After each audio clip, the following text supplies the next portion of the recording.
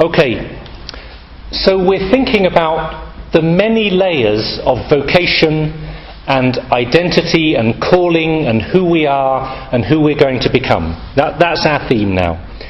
Right, so here's an envelope. It's got your name on it, right? What's that say? Your name. Your name. Can you see that at the back? Here's an envelope. It's got your name on it. I'm going to put it on this empty chair. And in this envelope is who you are going to be in 10 years' time. That's written down in the envelope. Who you're going to be in 10 years' time, what you'll be doing, what your identity is, where you'll be. You in 10 years' time is in that envelope. I leave it on the chair and we all leave. Do you come back and open the envelope? Hands up, yes. Right. That is the wrong answer. Yeah? Inside it's written. This is the wrong. You made the wrong choice. Yeah. Why is that the wrong answer? Because that's fortune telling. Yeah. You shouldn't trust me. This is looking into the future. I know it was a game, but you see your instinct. Yes, I want to know the future. I want to know where I'm going. I want to know what's going to be in the future. This is against our faith, fortune telling. So, that was the wrong answer. Now, here's a different envelope with your name on. What's that say? Your name. Your name. Can you read that? Yeah? In here, it says who you are. And I put it on the chair and we leave the room. Who you are. Do you come back and open the envelope?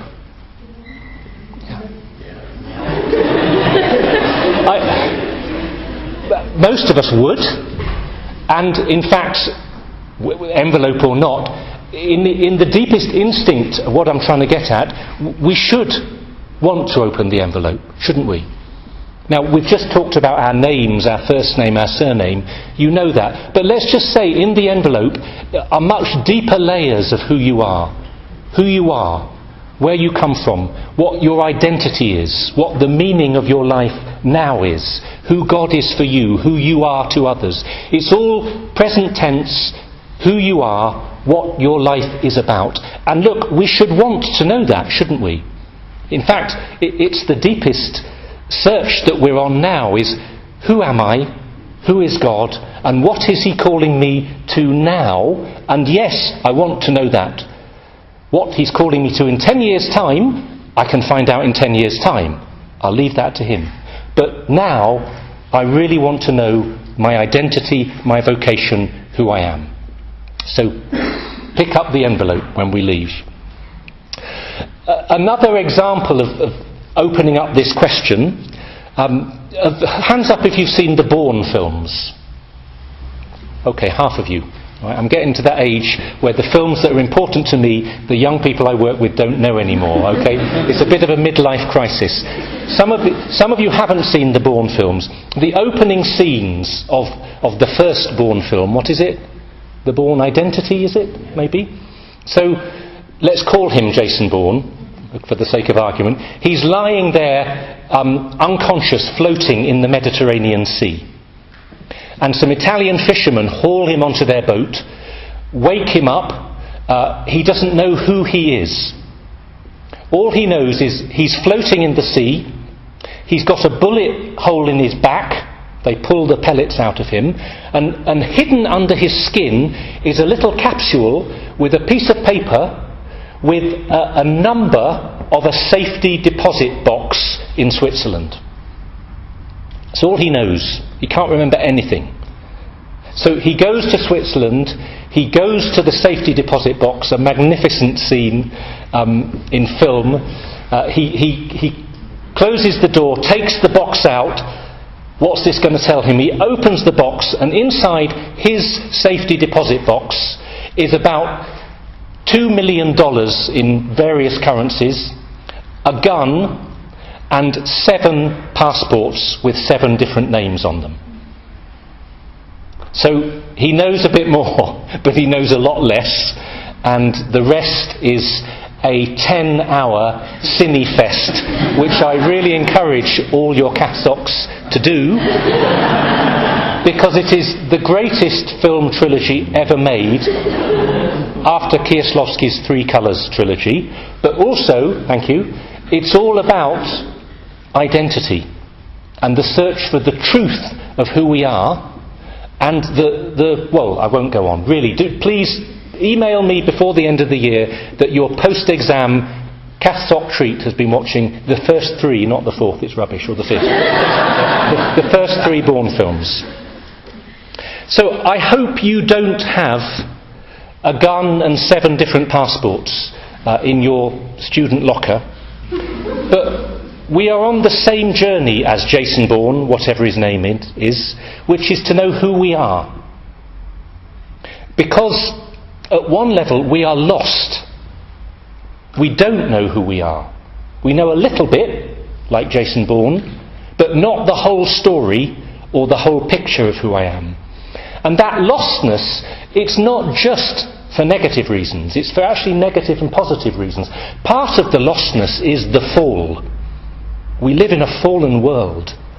Adam and Eve, our first parents, lost their way with God and were lost when they started wandering the earth, having lost the Garden of Eden and paradise. The human race, our culture, our society, my life has become lost and broken and fractured because of sin, because of the fall. So there is some lostness which, as it were, is negative. And we carry that and we need to deal with that. And this is forgiveness and redemption and grace and everything. But some of our lostness, it's not because of the fall, it's because we are made for something so big and so important and so beyond what we're living now that it is too big for us to take in now. And our life is about searching for that and hopefully finding it. And it is ultimately, of course, to be in God, to be in heaven with God and with our brothers and sisters for all eternity, in the bliss of paradise and the beatific vision. This is the ultimate place of arrival, and all the stages of journeying and discovering, which, as I say, is because this is too big for us to take in immediately, and it's going to take time and effort and a magnificent journey and adventure of faith. So it's not all negative, but there are some struggles. So the journey to know where we're going, who we are, and what God is calling us to. Vocation means call. That's what we're thinking about. And let me tell you my big point right at the beginning. In case you didn't know, I believe that you have 4 vocations. Each of you. And I'm going to unpack that with you now and have a bit of chat in the middle, so it's not just a long lecture. I believe you have 4 vocations, and I don't mean you are going to be husband, wife, monk, bishop, celibate, single person all at the same time, right? That's in case that's your goal, that's not possible. I mean that there are 4 layers of vocation, 4 meanings which might be true for you right now or will unfold over time. And if we're thinking about vocation, it's good to have them all in mind, somewhere at the back of our minds. Okay, there's the introduction. Let's just think through these and see if 1 or 2 might be obvious, and maybe 1 or 2 you haven't thought about, and that's great if there's just one thing you take away with. Your first vocation is to be a saint, to be holy, to get that halo, and ultimately to be happy with God and with the whole church in the glory of heaven for all eternity, to be a saint. But this is the real point. Your vocation, your call, to be a saint right now. Right now. So the first vocation I'm putting in front of you is the vocation of the present moment. And when the church, I hope you've heard this phrase, when the church talks about the universal call to holiness, the universal call to holiness, that holiness, the vocation to be a saint is for everyone, it doesn't just mean this goal you're working towards in 10 years' time when you've got your life sussed, or when you're on your deathbed and you're ready to go into heaven. The universal call to holiness is about your vocation right now, in the present moment. What is it? Well, you know all this. It is to love God with your whole heart and mind and soul and strength, and to love your neighbour as yourself. It is, as the Penny Catechism says, that lovely old question and answer catechism, why did God make me? God made me to know Him and to love Him and to serve Him in this life, and to be happy with Him forever in the next life, in heaven. Right now, do you see why I keep saying this? Just for the moment, part one, I'm saying, forget about all that other stuff for the moment. Forget about who am I going to marry, does God want me to be a priest or a nun, where's my life going? Those are big questions, but just for the moment, forget about them. Right now, your vocation is to be a person of faith and hope and charity, the theological virtues. This has been expressed in lots of different ways in Christian spirituality. One of my favourite saints, in fact my confirmation saint, is St Therese of Lisieux. St Therese. And she's well known for her little way. The little way of St Therese is all about loving in the present moment. It's about doing little things with great love right now. Not thinking, oh, what great things could I be doing if I was in a different place, a different uni, a different vocation, different friends, different husband or wife. I'd be a really good parent if I had different children. Yeah, those thoughts, not those thoughts. How can I love right now, today, the little way? And a wonderful spiritual author that some of you maybe haven't read, Jean-Pierre de Caussade, he's written a book called Self-Abandonment to Divine Providence. That's the big technical title. But you can find it translated as a book called, the same book, The Sacrament of the Present Moment. We have the 7 sacraments where we meet God. We meet the Lord. But there is something sacramental about the present moment. My life, right as it is here, right now. Now look, this might sound like a challenge or a burden. Oh, I've got to love now. I'm happy to love in half an hour, but just give me 30 minutes, yeah, before I start loving. It might feel like a burden.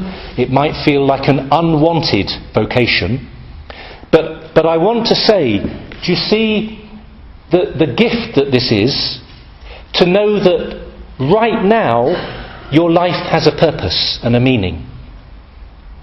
There might be lots of questions, there are, about the future. Next week, next autumn when you finished exams, and yes, we'll come on to this, my lifelong vocation. Lots of questions. There might be real struggles now for you. Real difficulties and sufferings and darkness. As I said earlier, like the darkness that Cardinal Newman experienced when he was an undergraduate in Oxford. My life is falling apart. I've just crashed out of my exams. Everything is meaningless, but this is the consolation. I know that right now God is with me and He loves me and He's calling me to love Him and love my neighbour. It gives a meaning to the now. It gives a consolation that even if I can't see the big picture, I know there is a small picture today, and that God is going to make the big picture out of the small picture. And that when I get to the end of the evening, if I say my night prayers and just reflect on the day, I've got a simple question. Did I try to love God? Did I try to pray? Did I try to love the people around me? And even with my weaknesses and sins, to say to the Lord, I did my best and I want to try and do my best tomorrow. That's a big thing. And if you get hit by the bus on the way home, I live on a bus route in London. I'm always saying in talks like this, if the bus hits you when you leave the room, it doesn't matter. As long as you've tried to live this hour in love. Okay? So this is your vocation to be a saint right now, not just in the future. The call to holiness. We could call this our baptismal vocation.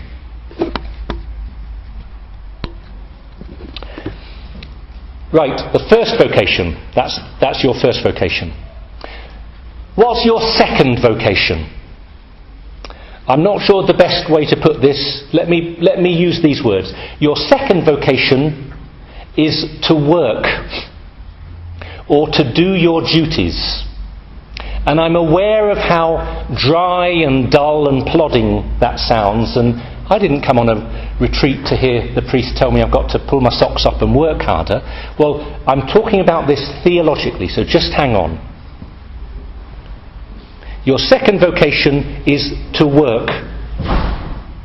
What I mean is to do what you are meant to do today, this week, this month. To do your duties, which for most of you is not paid work, some of you a little bit, most of you is to be a student. What's your work, as it were? What are you doing in life at the moment? You are a student doing your studies, you are a friend to your friends, you're a colleague to people at work, if you are working, you are a son or a daughter of parents, you're a brother or a sister of siblings. All of these, let's call them circles of duty. Here you are. What's your work? What's your commitments? What's your duties at the moment? And you could put that on a postcard, couldn't you? You tell me maybe your degree, your course, the exams coming up, your internship, your responsibilities to family and friends. It will be a little list of things that are on your mind and that what are you up to? It might be another way of looking at this is your diary. I've talked about the present moment now, 12:17 or whatever time it is, on this day, but what about your diary over the next month? The concrete reality of your life and your commitments. Why is this a vocation? Why is this a vocation? Because of the huge significance that work and duty has in the Bible and in God's plan for you. Maybe you haven't thought about this. It's your duty, your vocation, to do your work well. For most of you, your studies. To do an honest day's work. To do what you're doing just today. Let's imagine it's Monday morning. What are you doing? You've got some lectures, an essay, lunch with a friend, you've got to call your mum and dad, maybe you've got to work in McDonald's for 3 hours that evening, right? That's your day. It's your duty to live that day and to do those duties with love and care and passion and commitment. It's a holy thing. It's not just, I'm going to get to the holy stuff when I go on retreat or when I go to church on Sunday. The rough and tumble, the meat and potatoes of today and this week is a holy thing. As St. Paul says, whatever work you do, put your whole heart into it, as if it is done for the Lord. Whatever you are doing. Look, some of this is not Christian. It's just about integrity, isn't it? Integrity in the workplace. Integrity as a student. That's an important value that the secular world recognises, thank goodness. But we're looking at it in a theological sense, with the eyes of faith, to trust that God has put us here for a reason. And as I say, this is the consolation. I'm not just saying these things in order to get you to work harder. I'm saying these things to console you. Wow. Okay, I'm feeling a bit lost, but yes, I do have an essay to do, and I do have some part-time work to do, and I have got some friends to keep up with, and I need to see my family next weekend. Yeah, that boring stuff is really important, and to trust that God has put you here for a reason. There is a reason. We call this understanding providence. Trusting in God's providence, that He knows what He's doing. It might seem a bit random. It might seem as if you got into your third choice university. It might seem as if you're not in the place you want to be forever. Okay. But God has a purpose, and He's led you here for a reason. And if you enter into this wholeheartedly, He will bless what you're doing now, and if it's His will, bring you to a better place. You're there for a reason. So, to trust that you're in the right place, and actually, as you step into your day, to think, yeah, I know the reason. The reason is, I don't know why it's here exactly, but it's to bring love to this place. It's to do a good, honest day's work. It's to earn my pay. It's to thank God for the gift of whoever's paying my fees. Maybe it's yourself paying them back in 15 years' time. But it's to bring light and joy and holiness and service and forgiveness to these people in this place. Now, again, you might rather it was other people in another place. But God knows what you need, and He knows what they need. These people today need your love. You wake up, let's say you wake up at 9 o'clock on Monday morning, and you look at your day, your diary, your whatever, in your mobile phone, your smartphone. This is my day. God is sending you out into these places to meet these people, to be a light, to be a person of joy and kindness and integrity. Maybe to be someone who is bearing a burden and carrying a wound. I'm not saying this is all easy, but there is a meaning.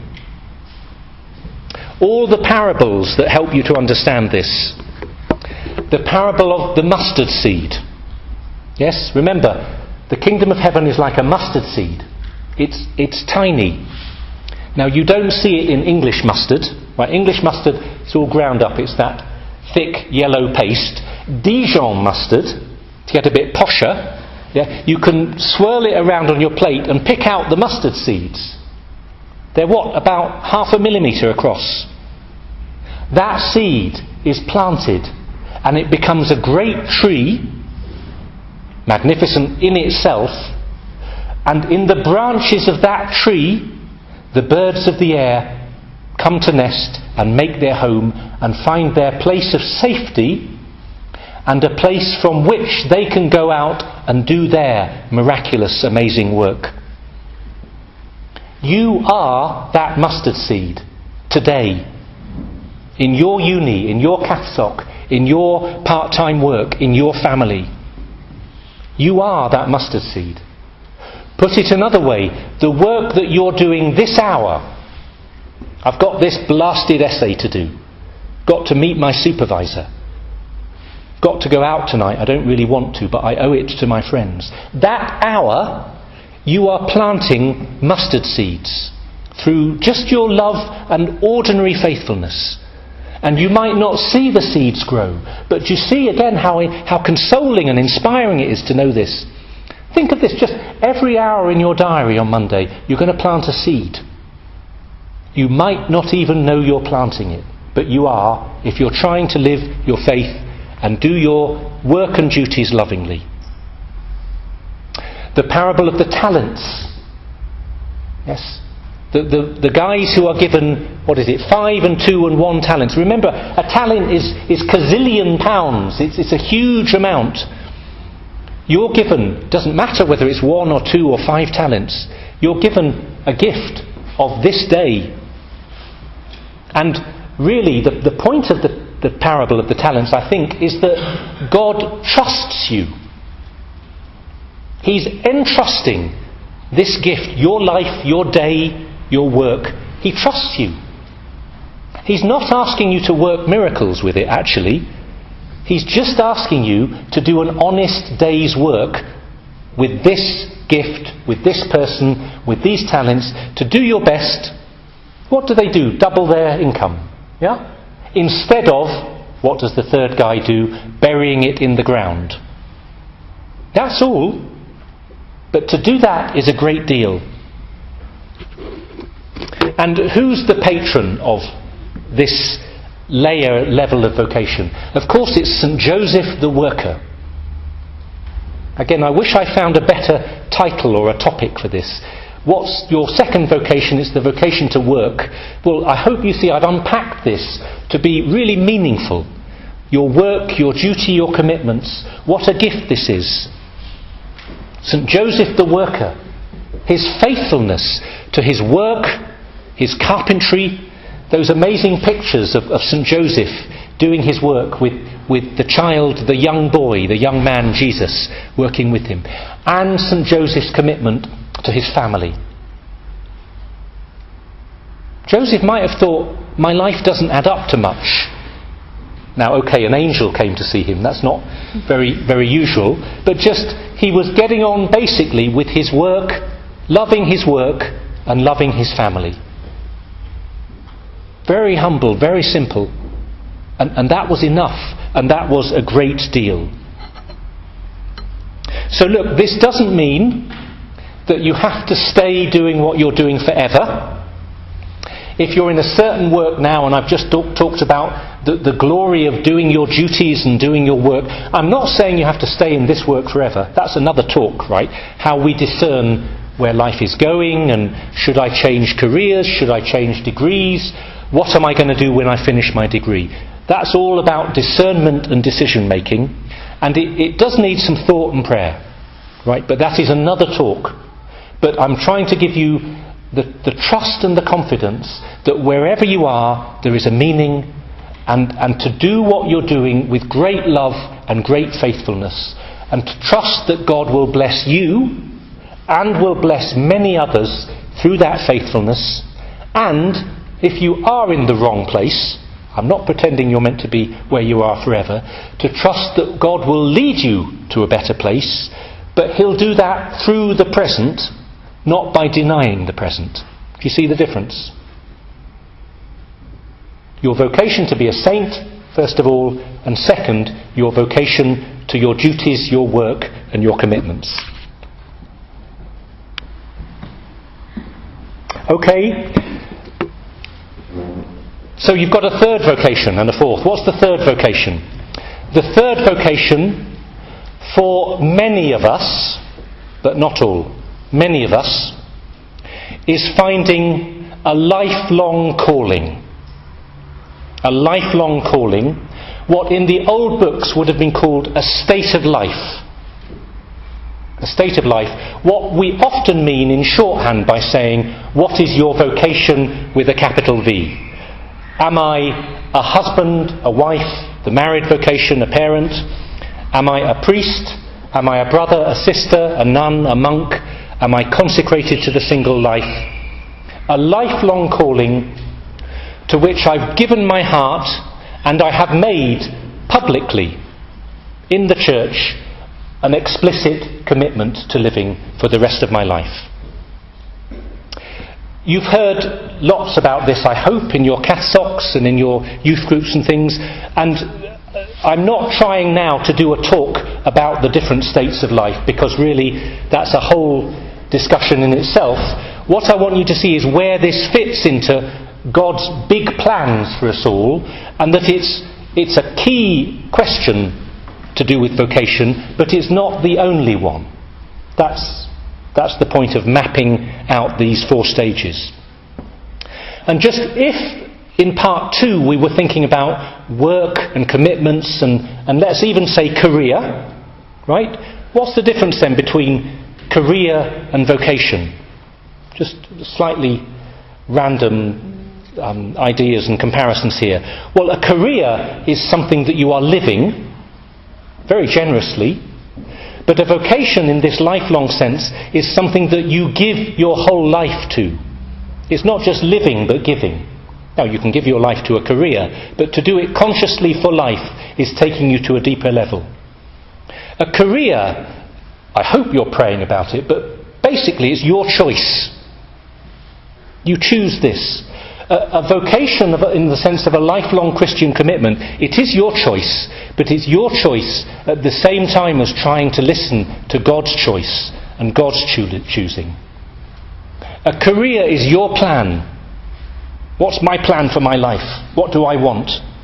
A vocation, it is your plan, but it's your plan in the light of God's plan for you, and God's plans, and God's ultimate plan of the meaning of your life and your eternal destiny with Him in heaven. So there's lots of connections between career and lifelong vocation, and sometimes they come together in a tidy way. I'm thinking of people, for example, who have a passion for medicine and feel a call to religious life, and they end up joining a religious order that is dedicated to medicine and healthcare.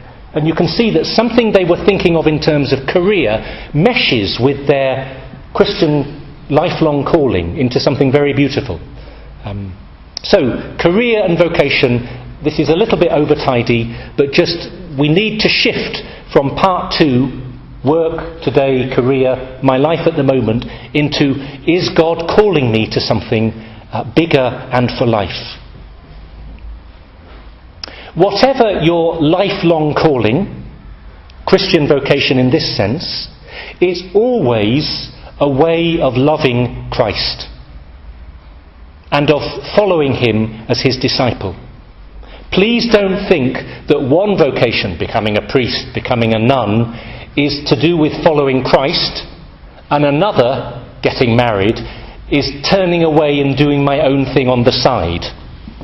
Right? That is absolutely not true.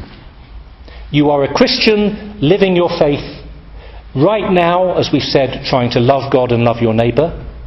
Right now, as we've said, trying to do your duties and your work and fulfil your responsibilities, but thinking as a Christian, what does God want for me? What's His deepest calling for me? And what lies deepest in my heart? And how can I love and serve Him and love and serve my neighbour better? That question is true for all of us, and the lifelong calling that we discover, if it's God's will, is His answer to that question. So, marriage, to be a parent, to be consecrated single, as much as to be a priest or a brother or sister in a community, is about giving your life to the Lord, loving God and loving your neighbour in a particular way and following Him. And in fact, one biblical model for this, you think of the beginning of Mark's Gospel, can't remember where it is, chapter 3 or 4, and Jesus calls the disciples up the mountain, chooses the 12 apostles, and it says that they are called, first, to be with Him, and second, to be sent out to proclaim His word and to heal and to cast out demons. Yes? They're called to be with Him, to be close to Him, close to His heart, close to His love, close to His church and His community, and then to be sent out on mission. And of course, this is talking first of all about the apostles, but it's actually the model at the heart of every Christian vocation. Priest, brother, sister, consecrated single, deacon, bishop, husband, wife, parent. It is to be with Jesus and to be sent out in mission and service to share His love and to live His life in different ways, but at the heart for the same reason. Every vocation is about mission and service and friendship with the Lord. So just as I say, this is not a talk about how to discover your lifelong vocation. I just want to encourage you, almost in brackets, please be open to God's call in your life. I'm sure you are already, but just, if you haven't actually stopped, just to be open to that. to think a little bit this weekend, this time of your life, what does God want for me? And to trust that what he wants for you is deep down what you want for yourself. There might be a little bit of struggle, we'll come on to that. But really to trust and to say to the Lord in your prayers, Lord, what is my vocation, my lifelong calling? What do you want me to do? Help me to listen to you. So just little bits of advice here. Please pray. I gave a talk this week at Newman House in London. I understand this is the second greatest Newman House country after Birmingham, so I have to be careful and tactful. So Newman House in London, I gave a talk on how to find your husband or wife, if you're looking for a husband or wife. And one of the things I said is, please make a prayer. Have you prayed that you will find the right person? And if this is really on your heart, to make that prayer very simply each evening before you go to bed. Not in desperation, right? That's not, God doesn't need desperate prayers. And not, the more you pray, the better a husband or wife you will find. Yeah? As in, if I pray 10 rosaries tonight instead of one, I will twist God's arm. That's not how it works. No, but just husband, wife, priest, brother, sister, whatever, for you to pray this evening, Lord, help me to know my vocation. Help me to discover your call. Please lead me. To be open in your heart, to be listening in prayer, to be listening to the signs. Again, not to talk about signs, but just all the different ways that God is speaking to you, pushing you, pulling you, opening your heart. To have the courage and the simplicity to talk to someone about vocation at this level. What's on your heart? Someone you trust. A wise friend, a wise relative, a priest, a brother, a sister. Just to share and say what you're thinking. And to follow wherever God is leading you. It's not usually a big leap. I mean, just to take the next step. If you're thinking about this, to explore it. If you are very fond of someone, then get to know them better. If you're half thinking about the priesthood or the religious life, then go and talk to a priest or a brother or a sister. Little steps, so that you're not stuck and trapped in your own thoughts or your own worries. Yeah?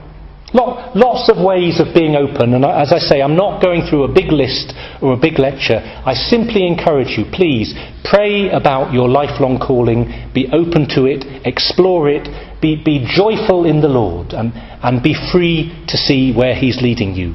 And He will. And to trust Him. It happens in different ways. Sometimes to discover God's vocation in this sense of lifelong calling is very gentle and beautiful and simple.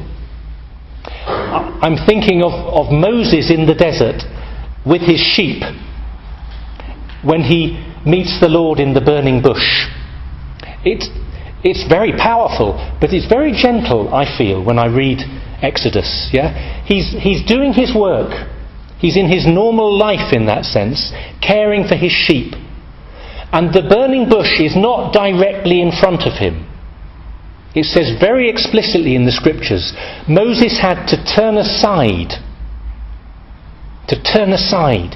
In other words, he glimpsed out of the corner of his eye the bush burning in the distance. And he had to notice something on the periphery of his vision, gradually, gently, and turn his attention to it and walk towards it. And then this amazing encounter with the Lord in the burning bush, Moses having the courage to say, "Here I am," and the Lord inviting him to take the next step, which was to take off his shoes. What does that mean for you? To turn aside, to listen, to speak, to take off your shoes in the presence of the Lord. What does that mean symbolically? Sometimes the call, though, is very sudden and unexpected, and we might say unwanted. St. Paul on the road to Damascus. This wasn't a gentle bush burning in the distance. This was like a nuclear bomb going off about 20 metres in front of him. Yes, it threw him off his horse, it blinded him, it completely turned his life upside down in the blink of an eyelid. Sometimes this vocation is asked for. Right? You want to know. In general, so you say a prayer tonight, Lord, please guide me. Help me to know what is my vocation. Right? Or you want a particular thing. Lord, I'd love to get married. Please help me to find a wonderful husband or wife. Lord, I'd love to be a priest or a sister. Help me to find the right place. You pray for something, it's deep in your heart, and God answers that call. And this is often how he works. And I'm thinking of lots of passages in the scripture where in an uncomplicated way a great saint says to the Lord, Lord, help me and lead me, and he does. The little boy Samuel, speak, Lord, your servant is listening. It's beautiful. Yeah. Maybe you just need to speak, to say to God what is on your heart. And instead of it being a private worry or a private dream or a private fantasy, it becomes a prayer and a gift and an offering of your life to put into words what's on your heart. Speak, Lord, your servant is listening. But sometimes it is not wanted. The encounter with God is difficult and unexpected, either because he really wants to surprise us or because we're not in the right place. I'm thinking of after the fall in the Garden of Eden, when Adam and Eve have eaten the apple, and God comes into the garden out of love. And he says, Adam, where are you? And Adam is hiding. It's heartbreaking. The loving God comes to meet his children, and Adam and Eve are hiding. Sometimes we feel like that. We're hiding from the Lord's call, either because we do have some sin on our hearts, on our consciences, and we're too afraid to bring it to him. Please bring it to him. Talk to him. Go to confession. Or just we're kind of being a bit cagey. Yes, Lord, yes, I love you. Great. Tomorrow I'll love you. In 5 years' time, when I've finished my PhD, we'll talk about vocation then. Yeah, just not now. We're hiding. Sometimes the vocation, getting a bit into the nitty-gritty here, it takes something away from you. Sometimes this isn't all sweetness and light. Oh, vocation is like a magnificent career development program. Yeah. I won't say who. Someone just telling me here about their new work and how good their boss is to them. That their boss is saying, look, enjoy the work. Where do you want to go? Let me help you in your talent development. Great. But God isn't always like that. It's not always a tidy career development. Sometimes he stops you doing the thing you want at the moment or the thing you're good at. Sometimes. Example here is Matthew the tax collector. Yeah, he was a great accountant. And Jesus said, that's enough for now. You're going to come and follow me and be a missionary. And Matthew had to leave his tax collection office and his books and his logistical calculator and his ledgers, and he had to leave his life and the gifts that he was exercising in order to develop something more important and better. Sometimes God doesn't let you do what you want to do. You can look these passages up later. In Mark chapter 5, the demoniac is healed by Jesus. Wonderful. Here's this man, healed, renewed. And he says to Jesus, Lord, let me come with you. Let me follow you on the way. Let me become one of your missionary disciples. And Jesus says to him, no. He says no. He says, go home. Go home and tell people about what's happened to you. This man wants to follow him in a certain way, and Jesus says, I want you to follow me in a different way. To go back to your home, to your ordinary life. That's where I need you. and that's what's best for you at this moment. Maybe a year later he became his disciple. Maybe he was walking along the way of the cross with Jesus. Maybe he was preaching the gospel in Glastonbury. Yeah? Who knows? But at the moment, this man couldn't do what he wanted. And sometimes the vocation transforms what we are doing. And actually, I think this is the secret to every vocation. Jesus calling Peter and Andrew and James and John, the fishermen, what does he say to them? Come after me and I will make you fishers of men. I will see the heart of what you're doing and I will transform it and lift it up into something unimaginable that you've never thought you could do, but actually it is at the heart of what you're doing already. It's unexpected, it's new, but it helps you to make sense of the life that you're already living. And I believe that ultimately this is what every vocation is. It's not a denial, it's a fulfillment, although sometimes we can't see that fulfillment exactly in this moment. I encourage you, please, as I've said, be open. If you hear the Lord calling, say yes. Or at the very least, dip your toe in the water and have a trial and an experiment. We've got so many lovely biblical stories about people saying yes. Matthew, Peter and Andrew, James and John, St. Mary the Virgin, St. Joseph in their annunciations when the angel called to them. And don't worry if sometimes it takes a bit of time. Yeah, this was Zechariah. When the angel came to Zechariah, he was full of questions and doubts. He didn't just jump up and say yes. And it took him a bit of time. And that's okay, because he ended up in the right place, ultimately.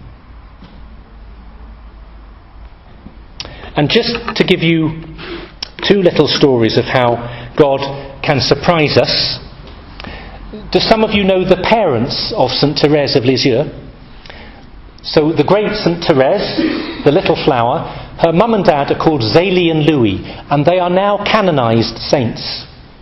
Really wonderful saints. I have prayed at their grave in Lisieux, and they are very special to me, and I encourage you any time to pray to them, but especially if you have family issues, if you're praying for your mum or dad, if you want to find a husband or wife, pray to Zélie and Louis. Yeah? Louis wanted to be a monk.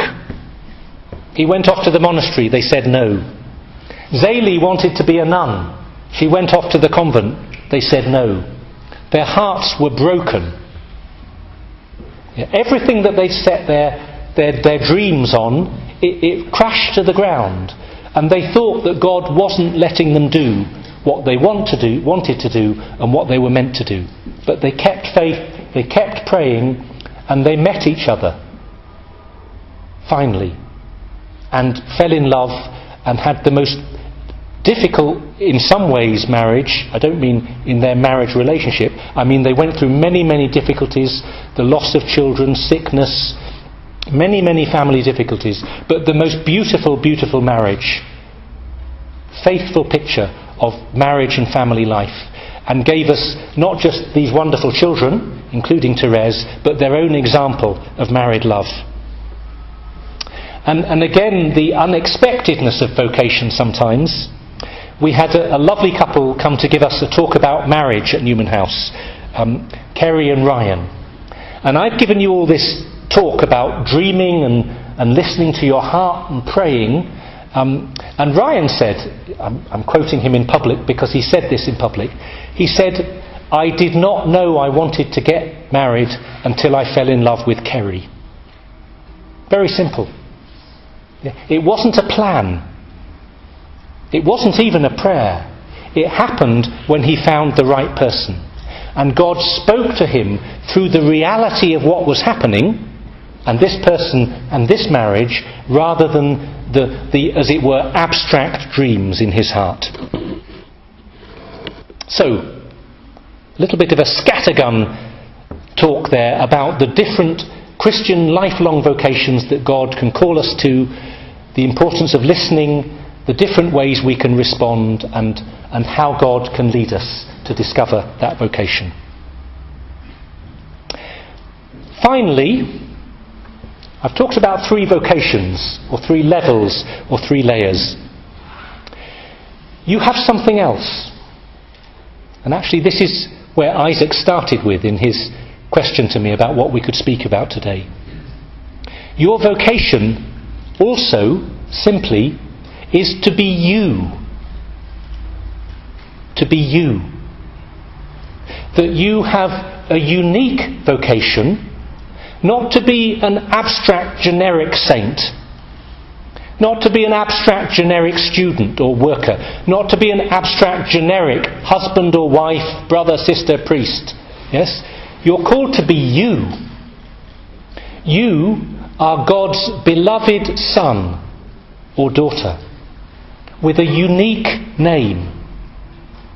In the book of Revelation, Jesus speaks about how to those who prove victorious, he will give a white stone with a unique name written on that stone, which is known only to the person who receives it.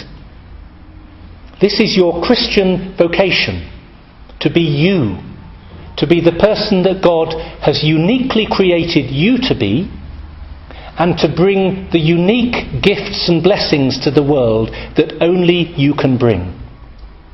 You're called to be a new saint, not just another old saint. And you have to find your way of being that.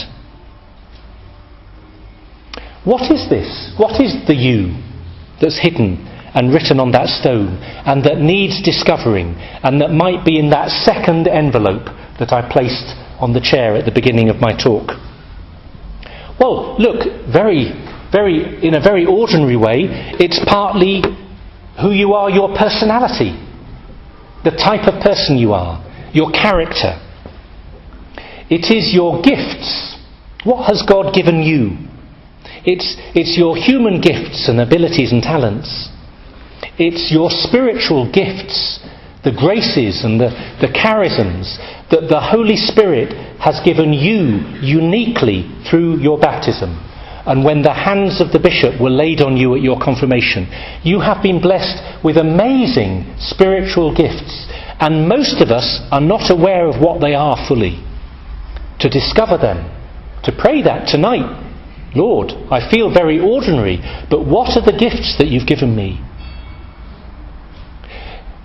The you that you are uniquely is also your wounds and your weaknesses. Sometimes we hear too many talks about gifts and talents and serving God. Well, in case you haven't heard it, the person you are now is partly the person who has been wounded in a certain way because of your past and your family and your sins and your mistakes and your difficulties. The person that is suffering in a particular way now because of what life and circumstances has thrown at you. This is part of what makes you you. And it's not that God wants you to suffer, but that he wants to use your situation and your suffering for his glory, so that you can love others and love God with all of your talents and gifts, human and spiritual, all of your personality and all of your wounds and weaknesses, and it makes you the person you are, and it makes you the person that God is calling you to be right now. You reflect God's love in a way that no one else can. Again, I'm saying this to console you and to inspire you, not to make you feel burdened. You reflect the face of Jesus Christ in an utterly unique way. Might not look like it, but when someone looks at you and sees you trying in your weakness to live your Christian faith and to love God and love others, they are seeing the face of Jesus Christ, but in a way that only you can show it. You might be called John or Mary, or I might be called Stephen, but my job is not to be Saint Stephen, because there are hundreds of them. It's to be Saint Stephen of Newman House Westminster. Not St. Stephen of Newman House, Birmingham. Yeah? It's to be a new saint that's never existed before. And in fact, when you hear about a saint being canonised in Rome or wherever, they're given a new name. And they're given a qualification at the end of it, in case you can't distinguish them from the 1,000 other Bonaventures or Marys or Bernadettes. I've talked about St. Therese. Yes? She's not St. Therese. Do you know her name? She's St. Therese of the Child Jesus and of the Holy Face. That's her name. Mother Teresa. She's not Saint Mother Teresa. She's Saint Teresa of Calcutta. She is unique. What's your unique name?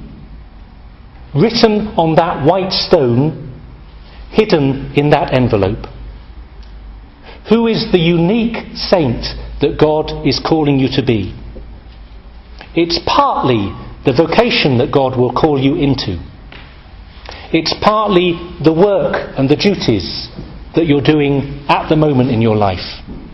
It's partly the very, very ordinary, simple love that you are showing to God and your neighbour right now in the present moment. It's all of this mixed together.